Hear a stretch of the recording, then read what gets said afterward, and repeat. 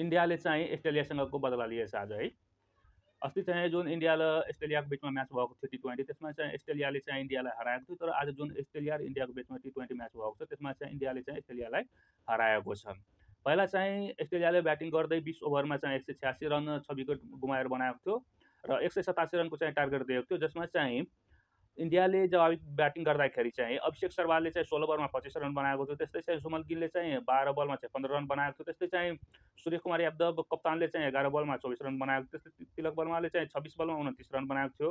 अक्षर पटेलले चाहिँ 12 बलमा चाहिँ 17 रन बनायो। त्यस्तै वाशिंगटन सुन्दरले चाहिँ 23 बलमा चाहिँ 49 रन बनायो र जितेश शर्माले चाहिँ 13 बलमा चाहिँ 22 रन बनायो। र त्योभन्दा अगाडि चाहिँ अस्ट्रेलियाले ब्याटिङ गर्दाखेरि चाहिँ आज ट्राभिस हेड चल्न सकेन। उसले चाहिँ 4 बलमा चाहिँ 6 रन मात्रै बनाएर चाहिँ आउट भयो। त्यस्तै चाहिँ मिचल मार्सले चाहिँ 14 बलमा चाहिँ 10 रन बनायो। र अस्ट्रेलियाको लागि सबभन्दा बढी चाहिँ मार्कस स्टोनिसले चाहिँ 39 बलमा चाहिँ 64 रनको चाहिँ योगदान दियो।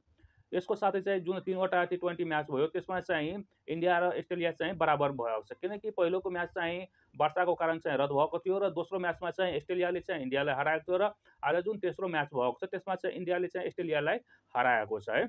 भनेपछि म्याच चाहिँ बराबर भएको छ। र साथै तपाईँहरूलाई म एउटा अझै अपडेट दिन चाहन्छु। आज चाहिँ इन्डिया र साउथ अफ्रिकाको बिचमा चाहिँ वर्ल्ड कप भइराखेको छ। अहिले चाहिँ इन्डियाले चाहिँ ब्याटिङ गरिराखेको छ र अहिलेसम्मको चाहिँ हामी स्कोर हेर्छौँ भने इन्डियाले चाहिँ 3.5 ओभरमा चाहिँ 21 रन बनाएको छ बिना विकेट गुमाएर।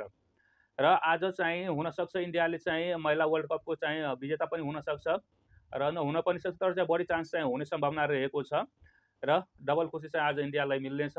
र हामी पनि विश गरौँ कि इन्डियाले चाहिँ आजको म्याच वर्ल्ड कप जितोस्